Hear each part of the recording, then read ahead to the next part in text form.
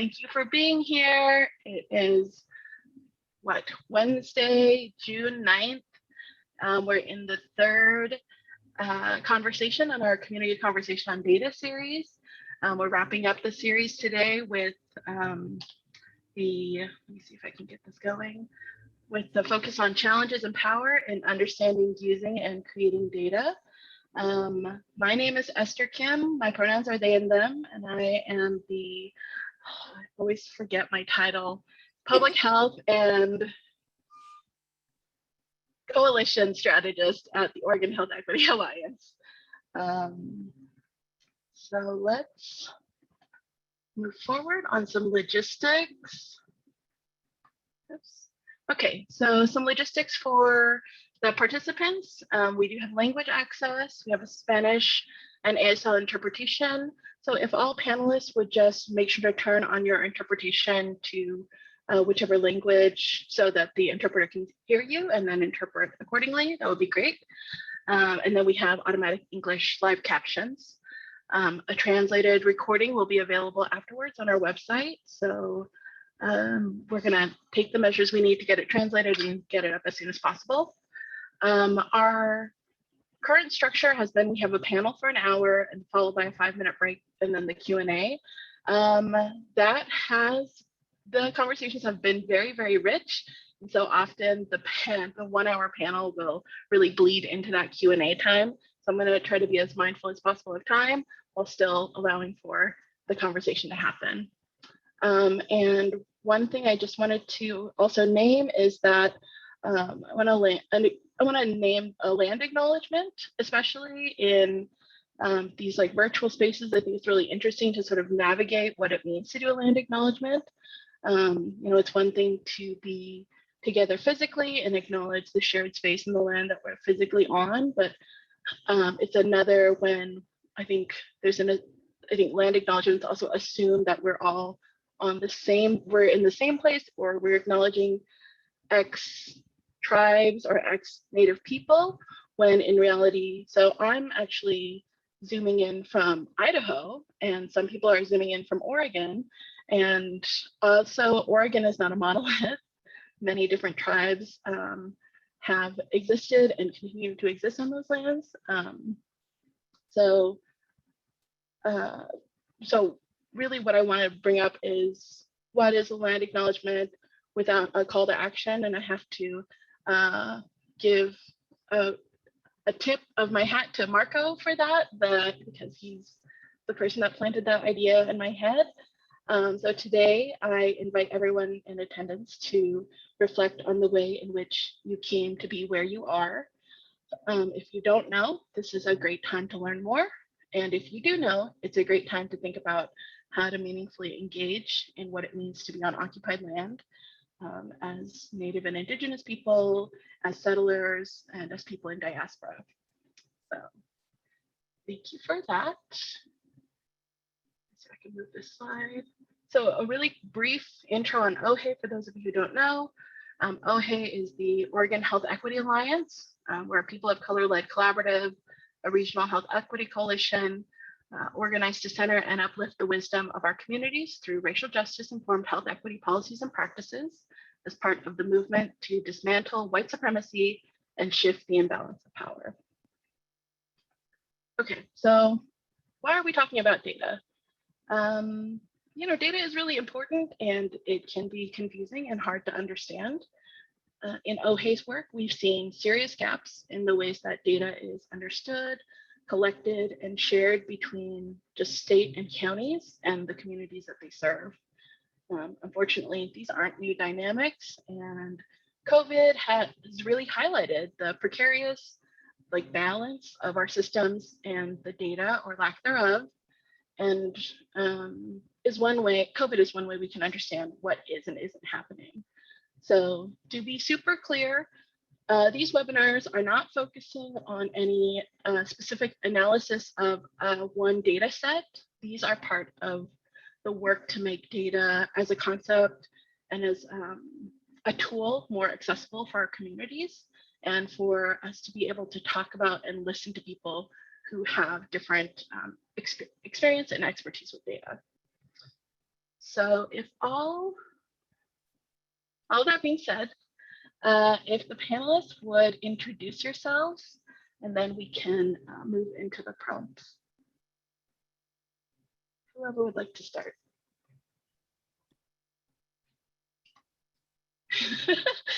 I will start. Thank you. Yes, I am Marco Seiferle-Valencia. I am by title the Open Education Librarian at the University of Idaho. That's where I am a research liaison to the College of Education, Health, and Human Sciences.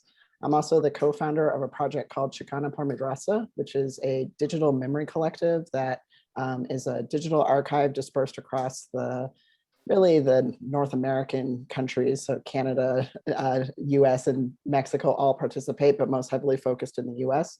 And we basically are a history recovery project where we're kind of experimenting with digital humanities as data. So I'm really excited to be a part of this conversation. I'm really interested in thinking about some of the really burgeoning efforts to sort of understand Indigenous ways of knowing in an academic context and Indigenous ways of sort of inverting our understanding of data. And I would say that's particularly meaningful to me as a person who is from Northwest New Mexico, both via settlers and Indigenous Pueblo people. So I'm really excited to be here and to learn from my fellow panelists in the conversation, and appreciate the invitation from OHEA. Thanks, Marco. Who else? Who would like to go next? I can be brave. My name is Leila Haile. I use they, them pronouns. I am the Disability Engagement and Inclusion Specialist at the Office of Equity and Human Rights for the City of Portland. I also am an activist in community and do a lot of community-based work outside of the city. I'm also the co-founder of Ori Art Gallery, which is a Black and Brown owned and operated art gallery in Portland, Oregon. Thanks, Leila. Andres. Good afternoon, everyone. My name is Dr. Andres Lopez. Y'all can call me Andres. I use he and him pronouns. And I am the Director of Research at the Coalition of Communities of Color in Portland, Oregon. I'm a trained cultural sociologist is how I identify. Also as a Cuban American from the West Coast, originally from Los Angeles, and living my fabulous queer life here in Portland, Oregon. Co-conspiring with some of my colleagues on the BIPOC Data Council. Also, I'm a member of that group as well. So, so happy to be here. Thank you for having me, and excited to share space and learn with you all. Thank you so much. And I just also want to introduce that we have two ASL interpreters. Abel is currently on the screen. I think Amanda is going to come up after in like at the 15-minute mark, I believe, and then Manuel is doing Spanish interpretation. So thank you very much, you all. Okay, so let's get into this. I sent the panelists some prompts. So let's start with an easy one, which you've sort of already talked about, but tell us more about the work you do in relation to data and why you do it. Easy.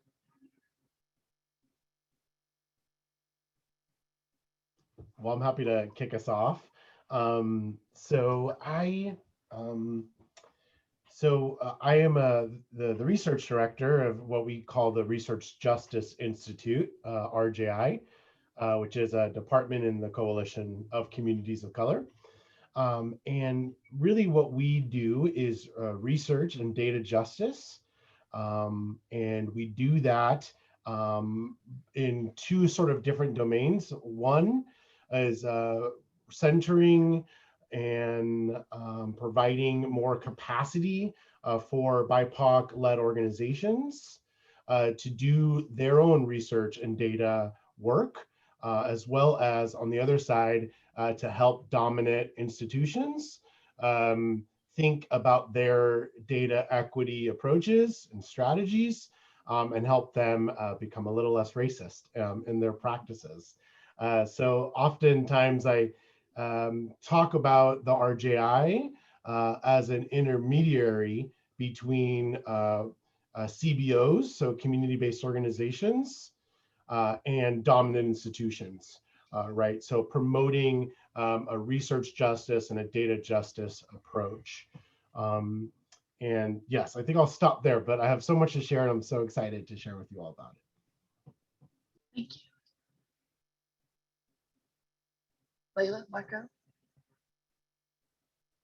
Sorry, trying to find my mute button. It's been a year and I still don't know Zoom. Yeah, so right now a lot of my work focuses around data gathering for the disability community in the greater Portland area. And it's interesting for me because this is my first time working for the government as a community activist and also trying to advocate for communities that need to be counted that usually aren't. So I'm really focused on data controlled or community controlled data and community controlled application and disaggregation of data is really my foray. And I am very new to what this means from like a professional perspective. So I'm really interested to learn, from my fellow panelists as well. Yeah, so I think this is an interesting question for me because it's sort of like it's infrastructure for me, data. It's something that underlies a lot of the work that I do. So I think people think of librarianship and they often think of like a person with like a bunch of books and I make sure I buy the right books and I make sure you get the right books. And that is definitely a thing that librarians do, but academic librarians are assistant professors in research and information. And so there's a strong emphasis on being able to support faculty and community members and students who are undertaking research. So in my role as liaison to the College of Education, Health and Human Sciences at my institution, there is a lot of sort of work where people are wanting to acquire data sets. They're wondering about research methodologies for creating data sets, or they're learning research methodologies. And so each of those areas provides a lot of opportunities for intervention into the sort of white supremacist elements of all of these different things, right? So there's all these problems with how we create the data. There's all these problems with how we access the data. There's all the problems with how the data is interpreted. And so it's really interesting to see people sort of developing into the kind of practitioners who will be out in the wild then doing data collection, right? And so I take it seriously as an opportunity to sort of help people to understand that there is no impartial data, that you always have to be very critical about the process and even the context that the data originates out of. So it's a different context than my fellow panelists in that I'm not necessarily generating huge volumes of data myself in that work. I'm more guiding people in understanding what does that data mean? What can you take that to mean? And how do you even understand the sort of interpretations of data in like an article, right? Because a lot of our scholars actually aren't doing primary research. They're doing secondary research and they're not actually equipped to understand the data very well. And we, in the library land refer to that as information literacy, and data is sort of one part of it. But as it becomes more prevalent in all the things that we're doing, it's a more and more serious issue that people understand so little about data's kind of creation and function and what you can interpret it to mean or not, especially in like an education or a public health kind of context, because those are such humanistic places that we don't, the empirical data really falls apart in those areas, especially in my opinion. And then it's interesting to think about my work in relation to data in terms of digital humanities. So recovering oral histories and thinking about using that to inform what we call metadata. So, the descriptive data that describes what something is. You go to the Smithsonian, you look at a picture, it says who took it, where it is, what it's about, why you should care. That's all data that we create using non-expert community input, right? And so that's a very kind of novel perspective in the realm of archives, because there's this very strong focus on you need to have institutional authority. And so we're sort of subverting this metadata, which is sort of soft data compared to sort of like hard data where you might be gathering demographics about people, but is very much within this realm of how can we subvert the power structures that data kind of puts on us, and doing that from the community up. Thanks, Marco. I think that's really connected to this next question, especially when we think about we've talked about in the past 2 webinars about the ways that data sort of gets framed as this neutral thing or just as like information. And this, what you've referred to as sort of like the soft in relation to humanities.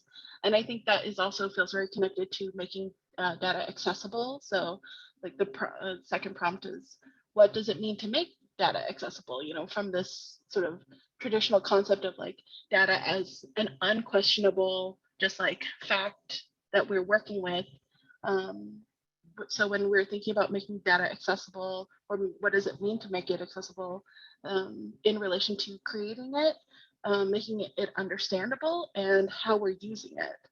So would like to start. Well, I had the most time to think, so I think I'll jump in again, but we can switch up the order. I don't always want to go first, if that's okay. Yeah, okay, so I want to make sure that I'm clear when I'm talking here today. As I mentioned, as the RJI being an intermediary between community and dominant institutions. So I will speak both to the dominant ways, referring to dominant institutions, being governments, universities, for-profit businesses, for example. And then I'll be referring to community ways, which I'm speaking of that in terms of community-based organizations that do research and data. So I want to be really clear about those two distinctions when I speak. So when I think of the dominant ways, and this is hard because there's so many layers to this. But a lot of dominant institutions or governments, for example, are really focusing on sort of open data platforms, right? This sort of seems to be the strategy. Like, we just make all this data available, and then there's equity, boom, or everyone has access to this, right? And so obviously there's a lot of issues with that, right? We don't, what kind of data are they making available? What kind of data is being restricted?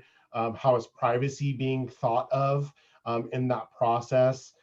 In which ways are community part of the discussion about democratizing data or making it available, right? What sort of frameworks are being put in place to make sure that that data is not weaponized? So what sort of language can we provide for folks to be careful of or to be mindful of?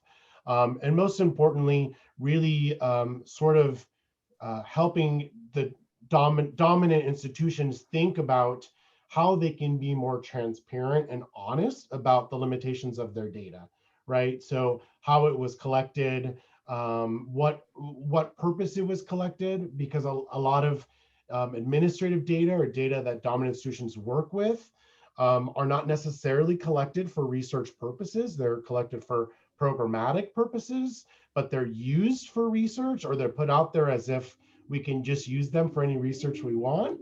And so there needs to be some sort of community-centered involvement and guidance to make sure that those sort of open data strategies are done well. So I see that a lot in the work that we're doing in the state of Oregon. And I feel like Oregon itself is actually on a much more progressive path to democratizing data and to implementing data justice strategies or more mainstream data equity approaches. So, so to make, if we have access to more data, that doesn't deal with the fact that the data is racist, or that it excludes people, or that it has traditionally been used to harm folks, right? So I think the dominant ways need some help with understanding just beyond making this available, right? How we engage with folks to use that, to make sense of it, to access it, what have you, the list goes on. So that's the dominant ways, right? Thinking about the community ways, when I think about accessibility with data, what I've learned most from my colleagues in the BIPOC Data Council is thinking about building, the conditions in which community can begin to define what is important to them, to define what it is that they desire of this city, of this place, of this time, of our communities, right? So that community is not beginning in this place that's defined by the dominant. And the community is not just responding to what's available about them from the dominant, but instead that the community is beginning with what they desire, with what has been passed down to them, for what is meaningful and valuable to what their strategies are to living full, healthy lives, right? So to make data more accessible is, for me, is to really try to define and establish where we begin in that discussion.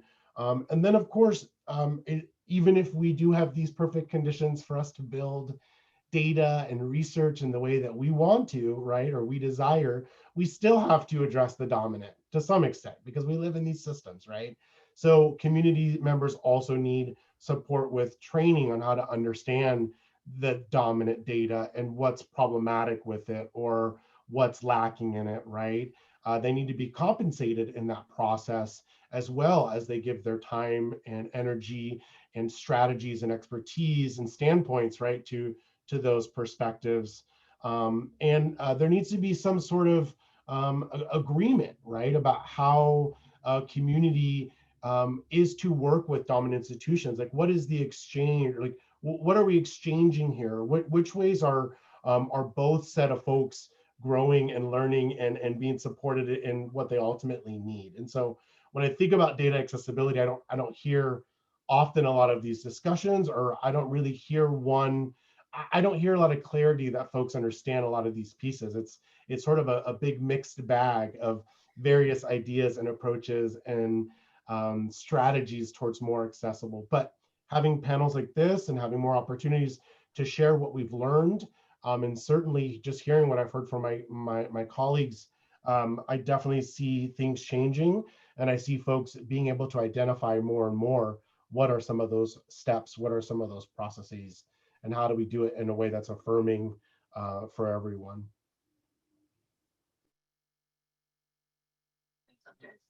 Thank you so much for that. And like what that brings up for me is like what we've tried to do with this data gathering process for the cities and disability community is that, you know, government has traditionally and purposefully has a really extractive relationship, especially with its database, because white supremacy loves numbers, right?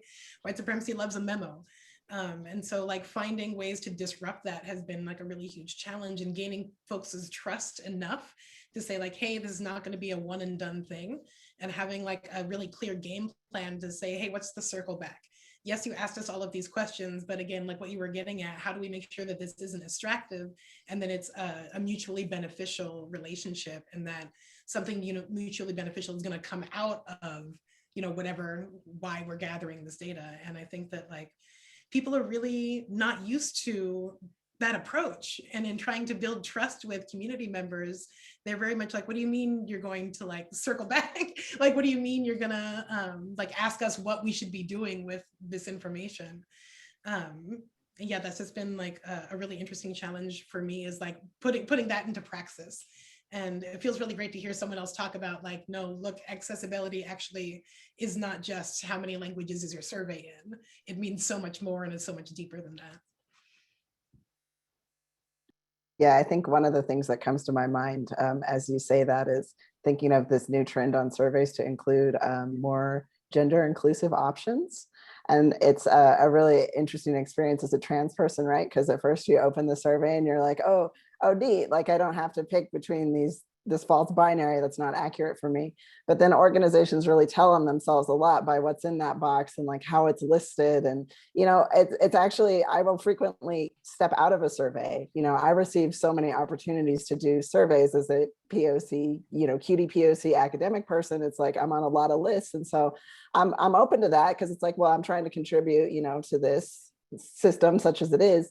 And it's really interesting though, to think about how those kinds of efforts, if they're not precise enough, or if they're not dialed in enough, or if they're not originating from the community, they can actually have sort of a backfire effect on what they're trying to accomplish in terms of establishing that vibe there. Also, when I was thinking about this question, I agree with whatever all the other panelists have said and had some of the same remarks. I even put, you know, data simply being available on an agency website is so far from it being accessible. I mean, even if you put it up there, people don't know how to use it. And I mean, that's one of the things that we really see as librarians, is that even people who quote unquote should have the research skills because they're a product of these various formal systems aren't really equipped a lot of the times to use the data the way that it's disseminated. And it's partly because it has inadequate metadata, right? By which I mean there's an inadequate description of what it is,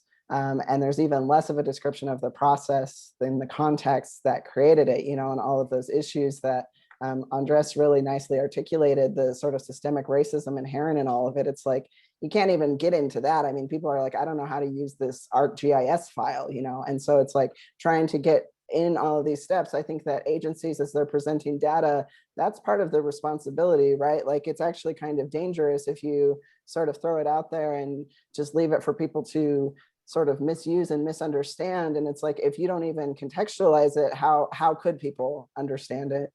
And a related kind of notion is, you know, when I was kind of writing some notes for these questions is, you know, capital A accessibility. And so we've talked about accessibility here, meaning it's available and it's transparent, but then there's also the literal, you know, access as in disability challenges with data. And, you know, I really have seen so minimal effort for any type of sort of clearinghouses of public data to have serious accessibility features. And part of that is, you know, we still don't have good solutions for some of these things, like, you know, an ArcGIS geodatabase. I don't know what the accessible version of that is, but I feel like that's part of what agencies that are serving the community and the public should be visioning, is saying like, hey, we know that actually throwing out this database is not sufficient. That gives us, we can check the box, you know, that's like, we're checking the diversity box. We have a handicap ramp, so probably we're accessible, right? You know, and it's like, that's a very sort of callous way of approaching it, because it's like, actually think about people in the community. These, you know, I went to the University of Michigan. It's a great school. I took formal classes in how to use GIS, and I still constantly made mistakes trying to do very basic census data stuff. And I know that a lot of other researchers are making those kinds of mistakes, and then they're going on to, you know, create the evidence-based articles that then inform public health research. And so I think everybody who is really in a community serving role has to think very critically about this information and all of the ways that it's not accessible, including that capital A accessibility. I mean, the perspectives of so many people with disabilities are left out of so much of our raw data. It's pretty unforgivable, honestly. So. For clarity, will one of you define GIS? You referred to GIS data. Geographic Information Systems. So think of your GPS, which, you know, you can put in your address and it gives you some directions to where to go. It's those systems, but when you see NPR has a map and it's showing you coronavirus cases in each state, it's a very sophisticated database that layers all of that data together and then produces a visualization. Thank you. So in sort of naming the sort of challenges or barriers in the ways that data is not accessible, what does community-based data work look like for you? How is it done differently, or what are, I mean, you've already sort of started to answer this question, but wanting to name the question explicitly. I think for me specifically, it's looked a lot like moving, we jokingly call it moving beyond the survey into non-traditional data gathering, how do I say it? Skills, methodologies. And really just, you know, putting more people work into it and realizing like, okay, what are our traditional ways of data gathering that we don't consider like data gathering? You know, like what are community conversations? What is like having a deep storytelling moment with a member of community? Like all of these things that, you know, we have known information, you know, that we don't need a survey to gather, that is just known to us intrinsically in community. But what is the how of that, and how do we apply that to like a white supremacist structure? I think it's an ongoing problem with ongoing solutions that have just like looked a lot of different ways. I've had to figure out like, how do I put, you know, this person talked to me for 45 minutes and they gave me a lot of really, really good, juicy information. But now what is my challenge in being a cultural translator for the United States government into making that relevant information? I don't think there's a specific answer for that, but I think a lot of that lies in creativity. And that's really where I see the overlap of like artistry and creatives, like, and how they inform data, even in how do we make better visual tools for folks? How do we translate non-visual visual information for folks who don't have vision, right? How do we do these different ways of knowing and understanding and folding that in? And honestly, that's where like listening to like Black and Indigenous folks has been the most helpful, because we already have these answers in many ways.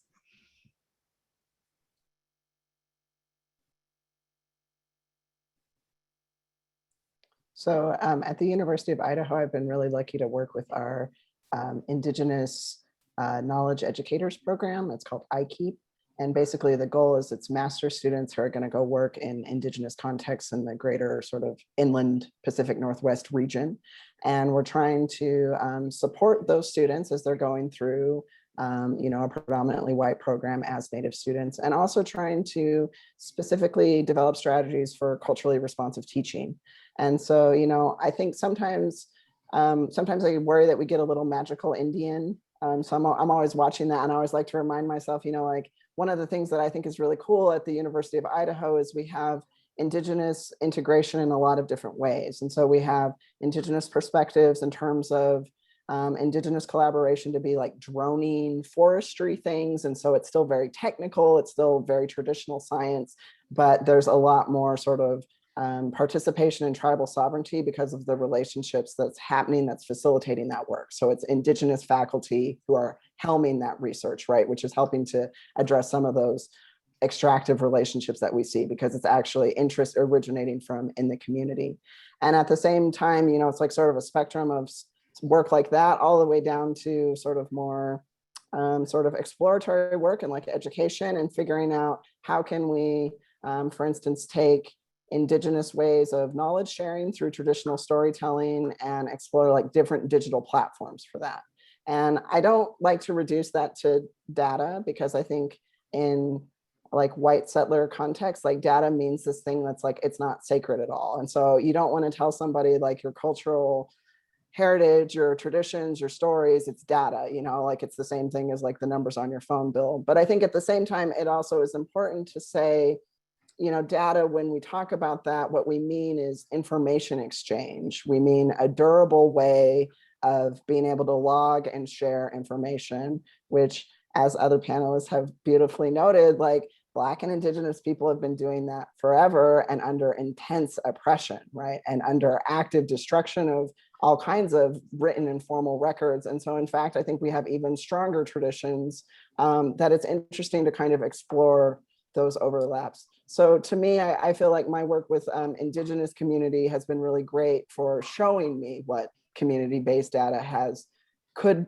look like, could be, and also helping me to understand the ways in which the university is always in tension with that, even and maybe especially as a land grant. Yeah, thank you. That, I was thinking about what you said about not minimizing data, the stories of folks as data, or thinking of this exchange as sacred. It made me think about what I've learned most about being in community with other, I say data actors, so folks who work on data, other of my BIPOC, colleagues and data actors, is that community-based data, work is relationship building, it's trust building, it's vulnerability, it's speaking our truth, it's remembering our ancestors and the strategies they use to continue to love and move forward, right?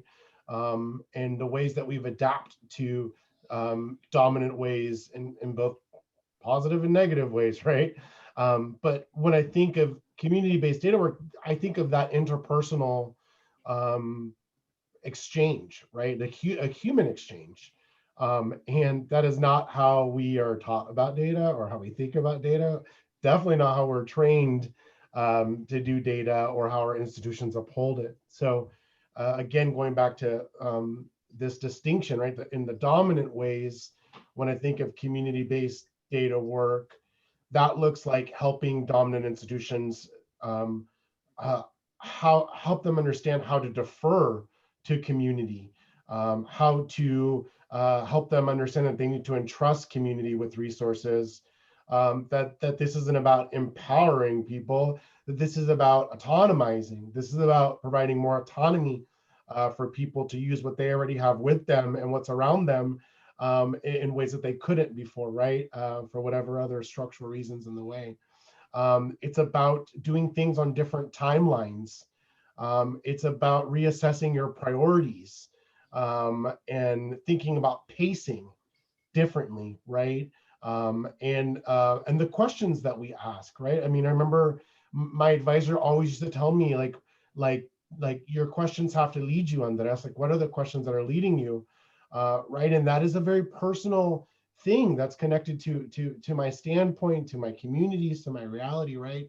And so when we're talking about health, for example, or education, or whatever the topic is, these things are very personal. And so getting institutions to think differently about how we collect and understand that is what community-based data works looks like helping them understand that community needs to be a part of the whole process, and that the process is cyclical, that it's not, you know, this A, B, C, D, F strategy I learned in graduate school on how to do research, right? That in fact, it's something that's continuous. So that's the mainstream way. In the community way, which some of my colleagues here have already pointed out, our communities have been collecting data and sharing data for the longest times, but they don't see it that way because the dominant has told them, has labeled data something else. Because the dominant, and I should be specific, settler colonialism, right, and white supremacy in the way that it's manifested itself in our country, says that this is the way, that this is the way that this is done, and this is how it should be done, and these are its values, right? So when it comes to community data work, it's about thinking about what's already organically happening. And we are the Coalition of Communities of Color. We are 19 culturally specific member organizations. And oftentimes our members don't think that they're data folks, right? They're like, oh, I made 350 calls to our community this week to see what they needed. But I'm not a data person, you know. And I'm like, what are you talking about? Like, you hold all the stories of the community that trust you, that's telling you, here's where we want to go. Here's where we need direction and support, you know. And so really it's thinking about, like, how do we create, how do we again autonomize our community data actors? How do we provide proper space and resources for them to grow? And ultimately this sort of collective meaning making that needs to happen with both community and government, right? Like, how do we reframe this exchange as an exchange of tools for tools, right? As I think about, and as I've been trained to think about decolonizing, I keep thinking of that exchange of tools for tools. So our community has tools, the dominant have tools. They're not always ones that we want to exchange. So let's have that conversation and let's establish those things. And so it's a very messy thing, but I think something that happens very organically for our communities, just not seen or valued or supported in the ways that the dominant presents data or values data or uses it. Thanks, everyone. I want to shift slightly and ask if there are specific projects or work you've done that have been community-centered data work that you would like to tell us about and why you chose that focus.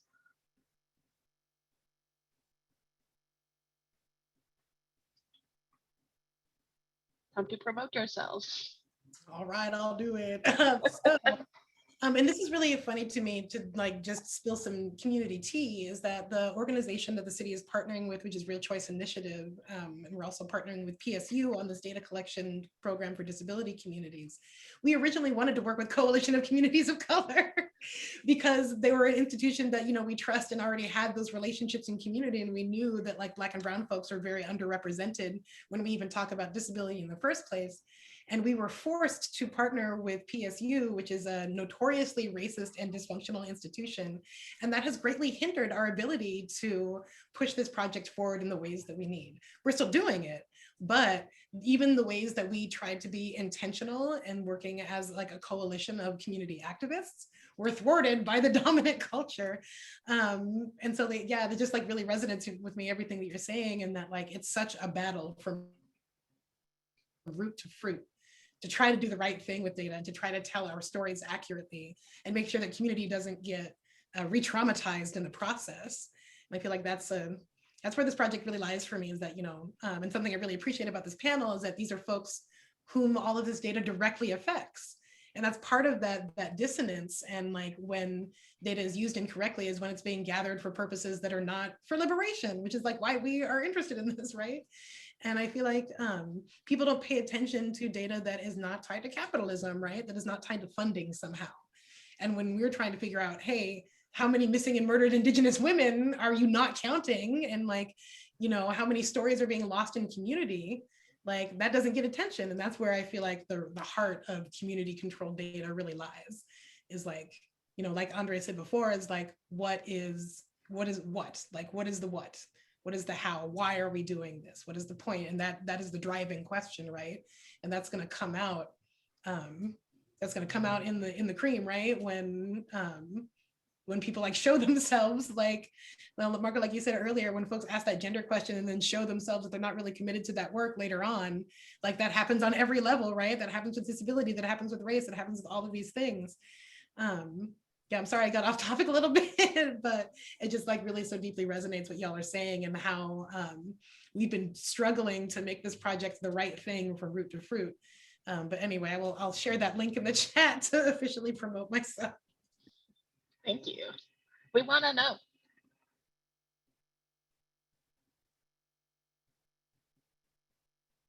I think it's interesting for me because in my role formerly as a librarian, I've been here and then at Michigan State University. And, librarianship is a very conservative kind of profession. It's like an 86% white profession and is generally very sort of fiscally conservative. And we are protectors of privacy, but also you'll frequently hear librarians arguing for why that also means we need to have the Dr. Seuss books to make sure people can still see the racist cartoons and form an opinion, so it's a very challenging place to do truly radical work. And so I think that's honestly something that people should grapple with in their professional positions. I think often when we're in service positions, we were attracted to that because of very admirable reasons. And it can be difficult to maintain our criticality as we go on further. And I think it's important to acknowledge, like, the university is in some ways very oppressive, right? And some ways very literally, some ways are more indirect, but it's a very extractive relationship. And so I think that work for me is really about presenting different perspectives that I know are important and that I know are underrepresented in those contexts. And so I'm working on a digitization project where we're digitizing a huge collection of Paleolithic points. And what's interesting about these tools is they're not actually made by an Indigenous people. They're made by a white person who learned this technology and emulated it. And he's become one of the sort of most important people in anthropology in terms of creating this like prototype collection. And there's no digital version of it that exists. And so we're creating a digital version of it. And on the one hand, this is a very sort of cut and dry digitization effort.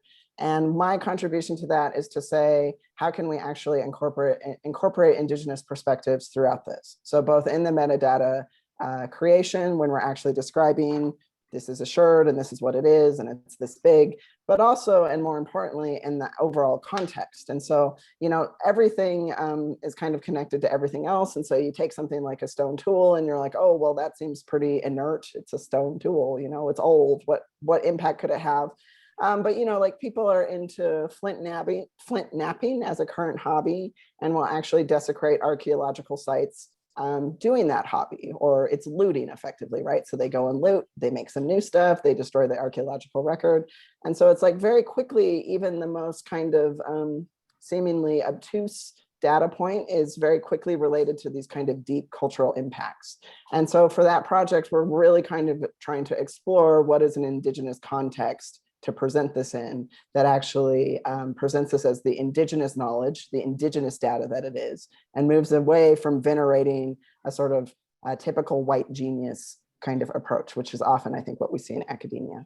So, and then obviously Chicana Por Mi Raza, the digital memory collective, I really would gravitated to that because there's effectively a huge data set that was very imperiled. It was all of these scans and metadata that were just on one hard drive. And there's a lot of data like that out there. And so from a librarian and archivist perspective, like as I'm talking with my fellow panelists, I'm also thinking like, please make sure you're backing up your data, you know, because that's a whole other thing, right? And it's like, actually, so many of us, especially when we are actually operating from within these communities, we have very, very valuable data. I mean, one-of-a-kind archives, one-of-a-kind data sets, one-of-a-kind histories, and a hard drive failure is sort of like it's the Smithsonian burned down. You know, when we think of the sort of dominant white settler culture, like we've got a million copies of everything. And for these really marginalized communities, that one researcher, that may literally be the only copy of it. And so thinking about those kind of interventions has been something that's been a big focus for me in my work. So some of the specific projects. So in 2018, the CCC finished or published our Leading with Race report in Washington County. And that report uses a community-based participatory action research approach, so CBPAR for short. Which goes back to what I was saying earlier about it centers the community throughout the research process from the beginning to the end, and is cyclical. But what that project did was paint some profiles of different communities living in Washington County that talked about, and what it did is that it showed sort of national and state or regional level data, and then community collected data, mostly qualitative collected data, and it paired them together. And I think, you know, we're having more explicit discussions about that now, but really what that did was provide this idea of a diversity of data, right? That when we think about a topic, or we're thinking about mitigation, or we're thinking about, you know, decision making, right, that we should rely on a diversity of data that both come from dominant and non-dominant sources, right? And so I think that report did a really good job of demonstrating that. It also provided a really specific call to action for governments to do things differently with community to create better research, to create better data, right? And so we are now currently in the process of doing a similar study in Clackamas County, which is another county here in the metro area. And so I share all that really to sort of think that this work, it really sort of helped provide an understanding that BIPOC folks have always been here, that their communities are growing and thriving and have assets and strengths to them that are not part of the discussion when we think about them. It's only ever deficit based, right? And it sort of laid the groundwork for thinking of that, but also getting governments in Washington County and community-based organizations to organize differently. So I share all that again just to sort of say that is the hopes then, right, of our Clackamas County work. That's a similar process will happen, right? That we really focus on the desires and goals and hopes and strategies of BIPOC communities in Clackamas County, so that they are seen, but also providing really clear, direct calls to action for governments. So that's the dominant way, right? Even though, of course, we center a community way in that process, but that's a dominant way. And I distinguish that too, because when I think about what our communities in the CCC and what some other community-based organizations, colleagues of mine across the state have shared with me, right, is that a lot of those questions or aligning with other data or providing this diversity of data, right, may not be the interest of our communities. And our communities actually may not want to work with dominant institutions at all. And they should have the right to choose who gets their information and how they engage with them, right? So that's why I distinguish this. So a community way then for for us and how we're thinking about that at RJI is the need for a statewide coordinated community data network or an infrastructure in which we do so. Some of the previous work that we've done with Oregon, that the BIPOC Data Council did with the Oregon Health Authority, really helped us understand that there are so many CBOs out there collecting data.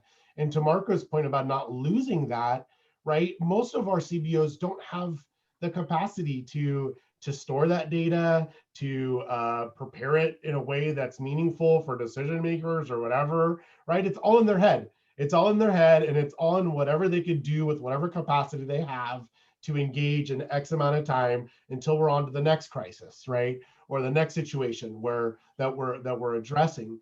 And what we also learned is that there's hubs of CBOs across the state that are sort of like the go-to places for all the white folks, the white dominant orgs and the government orgs to get their data. So you have this small,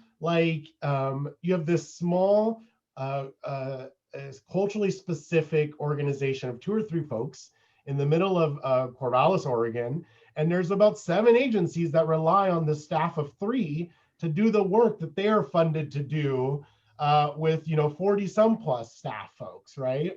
And so how could that CBO ever have the capacity to track and store their data in that way when that is the reality? So what we need is to create the conditions in which we can build a collective, community-centered and led data approaches and strategies, a repository. This has to be co-constructed. It's not something that I can just say, here's ABC how we do it. But what I know is that we are collecting this valuable information. It is the key and the solution for us to decolonize, for us to shift systems, and we don't have access or ownership really, or a way to communicate that with each other because of just the realities of lack of capacity, lack of resources. So I don't know how. We've applied to a bunch of grants, God willing, we get the money. But one way or another, we're going to build this thing, and Oregon is going to be the model for how you gather community data and how we do that in a way that's not dependent on some dominant institution setting the conditions for what that looks like or how we do it. So, and again, that's my dream and hope. So I don't know what that looks like in reality, and I'm not the only person part of this, but those are how we're thinking about our work currently. Thanks, everyone. We are here at our last question, which feels very tied to everything you've been talking about. But what have been challenges you've experienced in doing data work differently from more white supremacist frameworks? I mean, you've sort of all been mentioning different challenges or barriers or sort of insensitivities or just a lack of awareness. But thinking about what's been challenging about it and what's been powerful, or what's been the learning or something that's been uncovered in that work that's been supportive to your data work. Sorry, I just want to clarify real quick. Someone asked a question and then I messed up the question thing. So someone asked, what is a CBO? And that stands for community-based organization.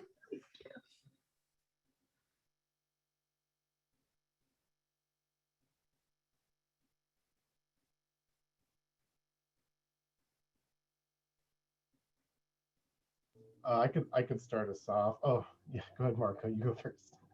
No, me, okay. So I think I've said a lot of these things already, but some of the challenges are really lack of buy-in or understanding or ability of dominant institutions to invest in community-led systems. So that's the language that I've been using lately.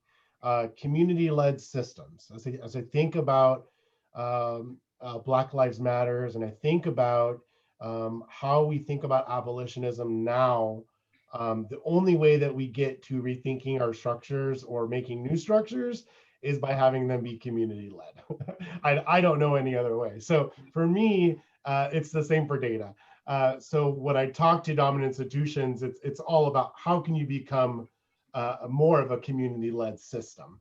Let's talk about the steps to get you there. So, and it ranges. Some dominant institutions are like, heck yeah, let's do it. Teach us how. Others are like, yeah, that's great, but we have like 10 middle manager, white racist cis men who are never going to fall for that. So how do we do that, right? Or just the fact that, we're years away maybe from doing that because of the dynamics of power and how systems are set up, so that sort of spectrum of buy-in and ability to make to make sort of action happen is what I've seen most. But more than anything, I think about decentering quantitative research, decentering our dominant ways of collecting data, right? By creating surveys or engagements that don't provide context, that are not actionable, and that ultimately are not really part of a community-led strategy to shift systems of oppression, so. And I guess the last thing I'll say is just the need to slow down, community timeline is very different. And the minute that our humanity gets disconnected from the data work is when things, is when you start losing the power of the group. You start losing what we could possibly create together, and so we need better ways of slowing down and rethinking our timelines and what is actually possible. Because I hear this a lot, especially from BIPOC folks in DEI positions across the state that are like, you hired me to do this work, but then you tell me that I can't because A, B, C, D. So what is the purpose? Because I just told my community that, yeah, we're going to do this and this is how we're going to do it. And now you're telling me I can't. So I don't know how many times I've heard that story, but it makes me think that the timeline is off, right? The understanding of how we do work and what it takes to do work and what it takes to center humanity in that work is really fundamental for us to move forward.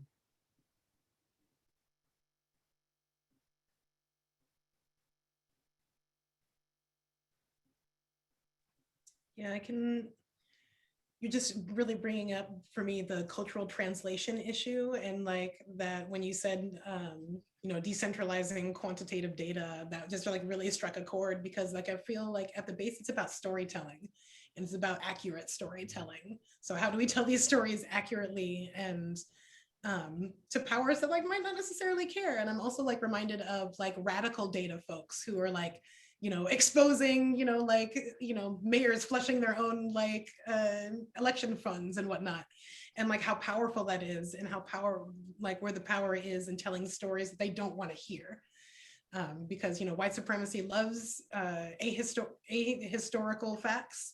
It loves to separate us from the chain of events that led us to where we were, right? And it also loves controlling the narrative. And I think about, what is our power in disrupting the dominant hegemony with our community controlled data. Because you're right, like I feel like, what you mentioned about folks who get hired, like BIPOC who get hired as like DEI managers, it's like you're expected to dismantle the master's house with the master's tools, and it's a joke. And like, let's not pretend for a second that these folks aren't set up purposely to fail, because people don't want to address sometimes the fact that maybe your organization doesn't need to exist anymore because of how damaging it is to community and because of the data that's coming out of that. And like, there is going to be a reckoning for those like, 40 middle management cis white dudes who can't come along with what the data is presenting.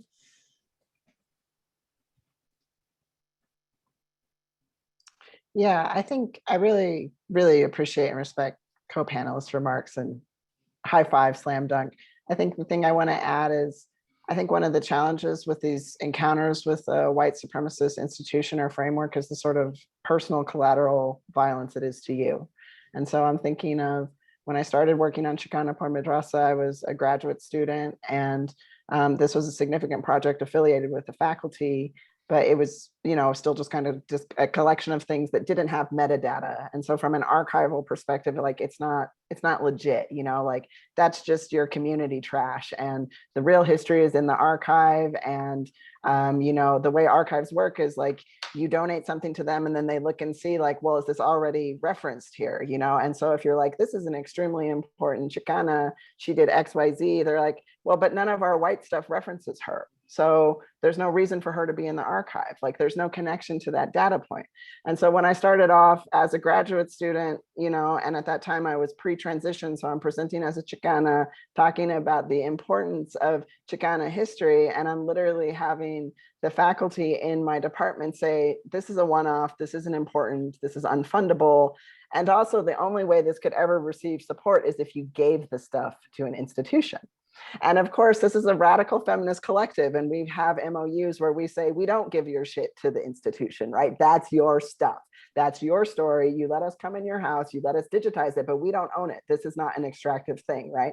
And so that really created a sort of unfundable project, right? Because it's a one-off. We're not going to sort of feed the library system. We want our autonomy.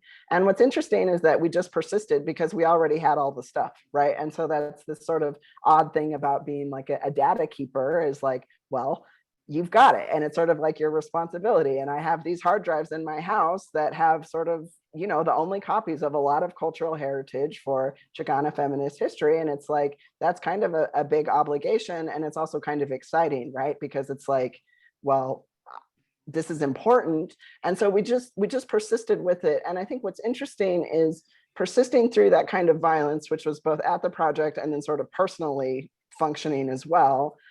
We got so much autonomy. So now the project is 12 years old. We've somehow survived despite no funding. It's now sort of the largest archive of its type in terms of Chicana feminist history. It's used by all these different universities, and it still doesn't have an actual sort of fundable project. And so I think the kind of the resistance, right? It's the actual praxis of resistance to the white supremacist institution. And we can romanticize it, it can be exciting, and it is also personally exhausting and often comes with very tangible kind of financial consequences too, right? So me devoting so much to an unfundable project obviously changed my trajectory than some of my colleagues who maybe got on a tenure track immediately after graduating. And so I think that's the challenges and the potentials, and the collaboration that you get is obviously, I think, one of the best parts. So thank you for my fellow panelists for your remarks today.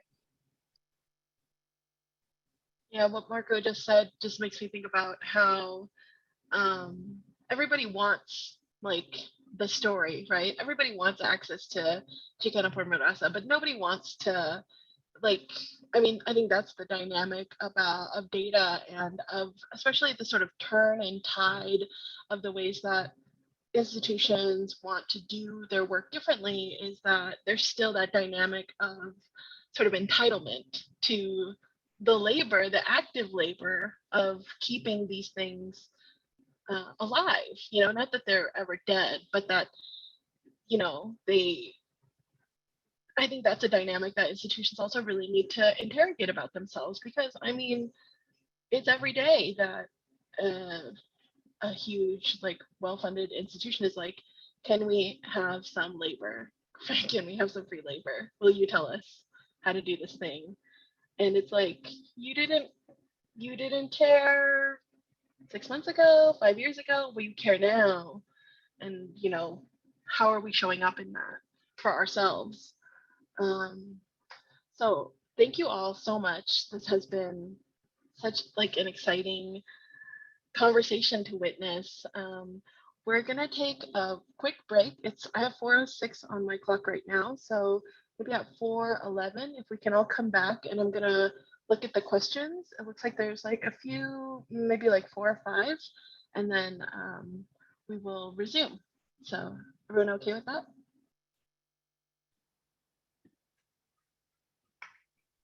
Welcome back, Leila. I just dropped a question in the chat, which I think is really applicable and very connected to sort of the tensions or reservations that we've had about making these kinds of webinars available. The question reads, there are white folks who have watched this set of community conversations about data and think that they now know how to do data justice. I know this is true because I work with some of these people, and it's completely exasperating as a queer BIPOC person who has been trying for years to do this work and change internal systems. What would you say to these folks?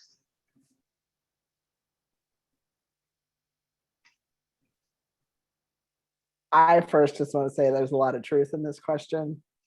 And also, I felt like if I had a solution for the problem that this question presented, I would write a book and be very rich, hopefully, because I mean, this is sort of like, how do you solve the manifestation of white supremacy that is a sort of, you know, rapid engagement around a concept and a sort of assumption of expertise. I mean, that's a very kind of white supremacist thing, or, you know, that's sort of like white supremacy function in our society, right? For ways that are too complicated to get into. To me, the thing that popped into my mind is there's it's a book now. It used to be a free workbook, but it's like White Supremacy and Me. And it's actually a kind of guided workbook that takes non-Black people through dismantling or at least understanding their own anti-Blackness.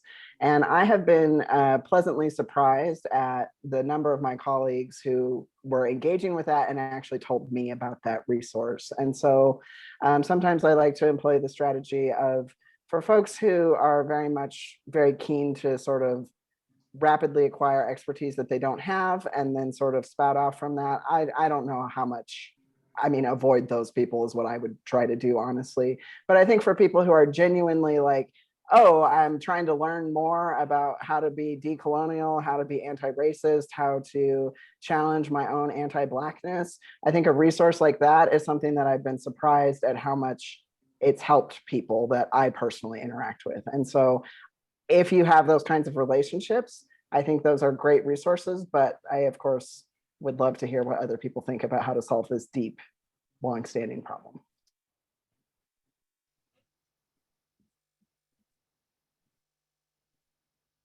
The only thing I have to say, because I know there's other questions, is this work has to be done in community. And so it doesn't really matter how much expertise I have. I'm one person in a much larger collective of folks. And so if I'm not,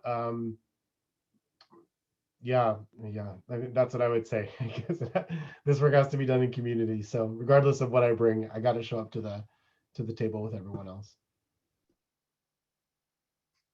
I'm really a fan of uncomfortable moments. So my way of pushing back against that is to just ask them, like, how? Like, how are you an expert? Like, prove it.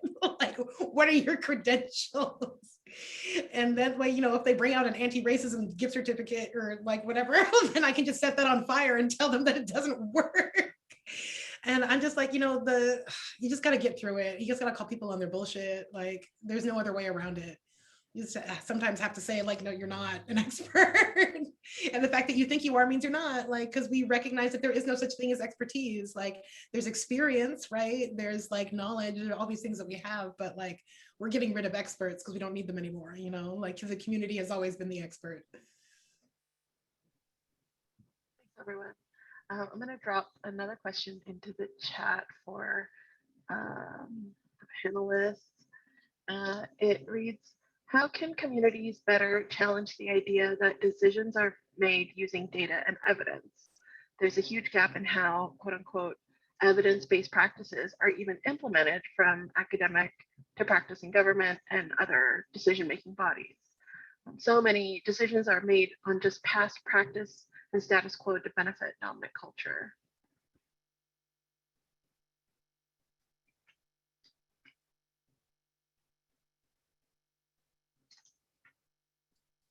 I mean, I think this question does a great job of highlighting that hypocrisy, right? I mean, we're not even doing the evidence-based practice.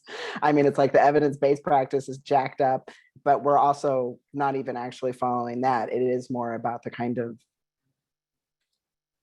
inertia, which is a white supremacist colonial inertia in 99.99% of our systems, unless it was explicitly designed otherwise. So I think that communities are the ones who are in a position to say, we know this data is bad because we're not in it.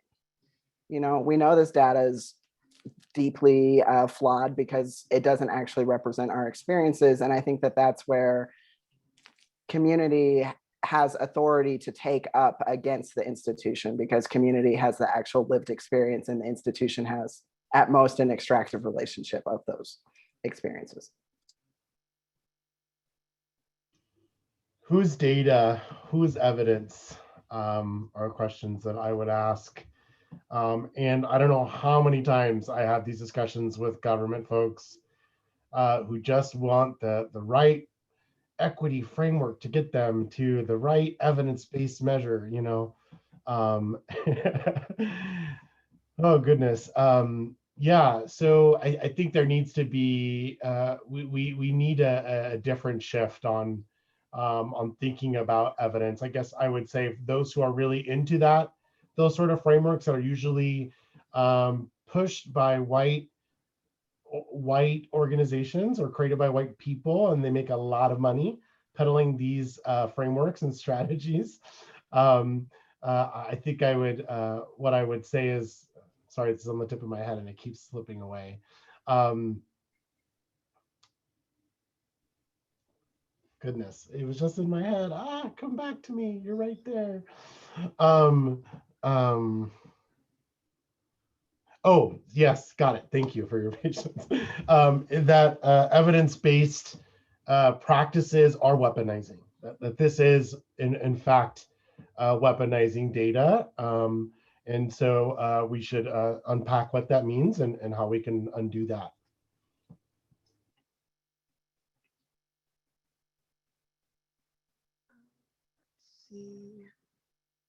It's funny, Leila, you had mentioned, you know, your response was like, prove it. And there was a question, which I don't know what the context was of this person asking it, but they asked, I would love to know more about the credentials and education that the panelists have, being a quality improvement specialist at an FQHC, I think it's federally qualified health center, something like that. Discussions about data like this is incredibly relevant, and all of your work is so inspiring. I'm just gonna paste that in there. Speaking of credentials. I'm like, I ain't got shit for credentials. I'm a 3-time college dropout. Like, I mean, and that's the thing though, is like, you know, if my credentials are these streets, right? Like, what does that mean to anybody but my community? And it's like, I don't really care about their approval anyway, but like, you know, that's that's what I got for you. I love it. No, I think this speaks to the need for more opportunities for people to receive training on how to do this kind of work, because you don't need a PhD to do this work. In fact, if you have a PhD and you're doing this work, you better be doing a lot of unlearning constantly, or else you're going to do this work wrong. And so we need more opportunities for anyone in the community to gain these tools, because we all engage in these practices and these knowledges and share them and grow in them every day, right? We all have something to contribute. So that's my those are my reactions. I think this question is really interesting. So I went to the school at the University of Michigan. That's where my master's degree is from, and it's in information science, right? And I got very into the sort of route recitation of that, especially because then I went to Michigan State. That's where I was teaching. And so I was like, you know, those schools have a rivalry. And so it's like sort of important to call everything out. And then I got into like an Indigenous context out here at the U of I in these, you know, Indigenous programs working with Indigenous people. And I sounded like such an asshole. You know, and I was the only one doing that. And I was with people who also had other impressive credentials. And I was like, oh, this is like where it got me, right? And so it's like, that's why I now more consciously try to talk about like where I'm from and try to actually consciously discuss my identity instead of focusing on like, should I read you the land grant acknowledgement that the University of Idaho wrote so I can be like, I said Nimipu and it's okay now.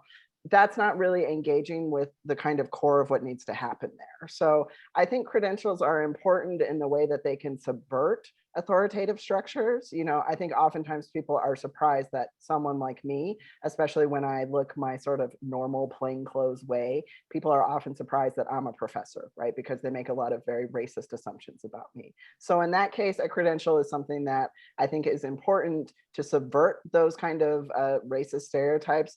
But at the same time, I think it's really funny how when you get into an academic position, then suddenly what was basically just your opinion before is now expertise, right? And so what's my expertise? Well, it's being a cutie pock biracial disabled indigenous person who's been existing in America for 36 years and thinking critically about it, and 10 years engaged in this very specific way in information and data literacy. But I think that that's part of the magic of the official credential, is being able to subvert those racist stereotypes and also to kind of destroy the prestige of the credential at the same time, because it really doesn't mean anything. And it really doesn't even mean anything in terms of the quality of research. The things that we might associate the most with a credential, it's a false correlation. Yeah, after I got my PhD, I remember my mom said, "Don't forget that I have a PhD in La Vida." Like, and it's so funny, like thinking about how I was like, ha ha ha, mom. But the more I reflected about my mother's deep embodied history and life, the more I realized how much I needed to humble myself in front of her, and in her ideas and her thoughts and her knowledges. So I think that sort of practice is what we need more of. I'm going to drop another question into the chat. It reads, can someone speak a little about performance measures? It seems like there's such a strong push to quantify results when so much data has a wide variety of variables and qualitative information, though occasionally reference seems to be undervalued.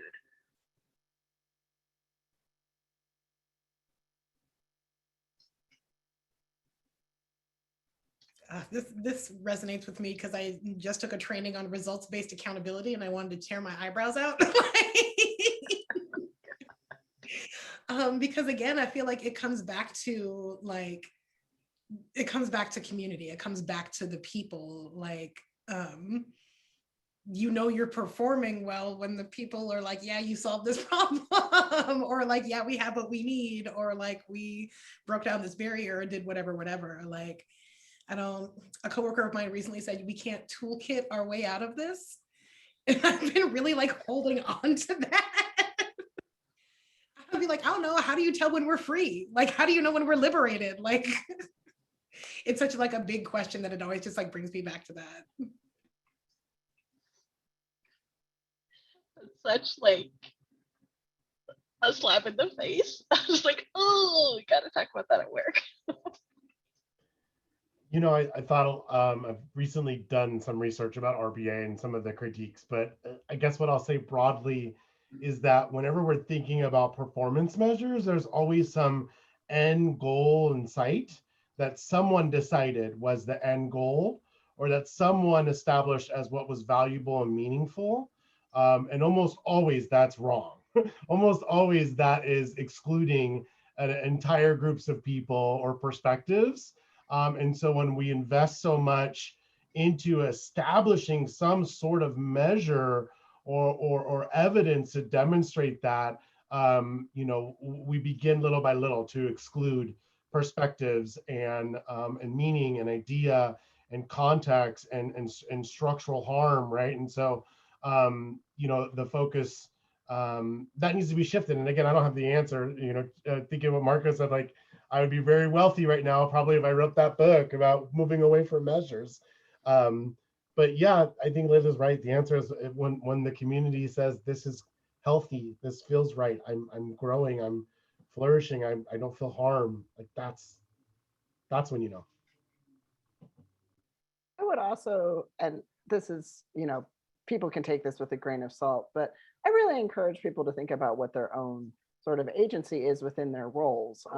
So I work in open education, which is we're trying to get people to use open textbooks or publish using open licenses instead of using these really restrictive and expensive, cost traditional publishing systems. And we frequently hear well, I can't do that because I'm in this tenure loop and I have to do these certain things to be able to get that. And so I have to do things this certain way. And it sort of ignores, that person's agency in the situation. And so, if agencies collectively said, we're moving away from quantitative data only, and we're now providing this additional qualitative data, and we're just doing that, is that a possibility? What are the more sort of radical potentials of resistance? Just because the funder is asking for quantitative data, you can give them that, but can you also give them the qualitative story? Can you change your internal culture in your agency or organization to have a value on that, even if your external funder doesn't yet? And isn't that going to be necessary first for you then to present that to that external funder or that external agency? And so I think a lot of the times in our sort of bureaucracies, it's just very easy to think like, well, I can only do what's being asked of me, or we're asked for this type of data. That's the type of data we make. That's the type of data we have for the community. We know it's not serving our community, but what can we do? And it's like, what you can do is rebuild the whole thing, get the data that serves the community, make up some quantitative data out of that, be like, that's the, that's the chafe off this. That's not what we're after. We're after this good qualitative stuff that tells us what to do, which builds our real interventions or our real programs or services. And yeah, some funders need some numbers. Sure, here they are. But instead we do it the whole other way, where we're like, we only collect the numbers because that's what the funders need, and we don't actually have the qualitative data, and the stuff that we do isn't valued, and we need someone on top to change that for us. And I think part of the call to do truly radical work, whatever your role is to say, what is the authority and power that I'm leaving by just accepting the way things are, just giving the data that's being asked for?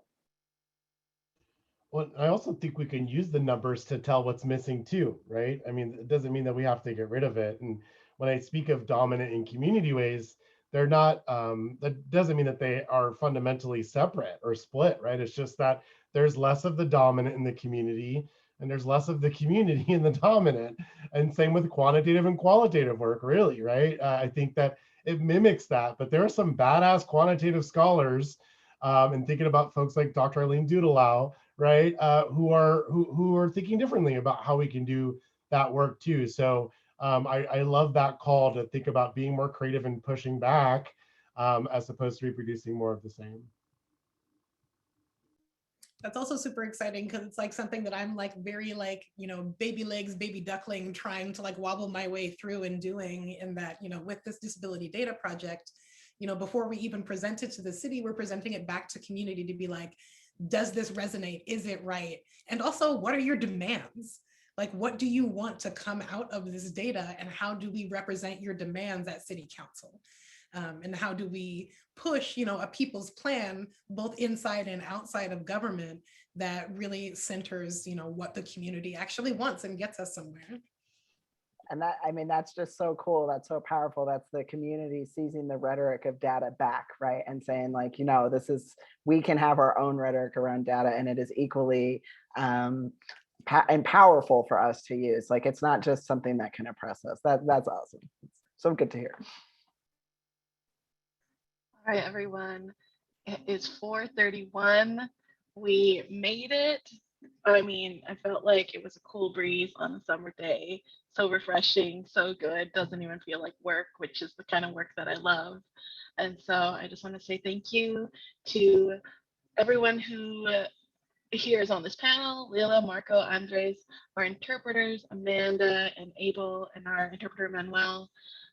You guys are amazing, and I really appreciate you sharing your insights and your wisdom. And for attendees, we will get these up. And there are some other questions that didn't get answered. I might just email this to you if you all have thoughts or opinions on what people are asking. But that's the end of this webinar. I appreciate you all, and have a good day. Thank you so much. Drink water. Thank you. Bye, everyone. So nice.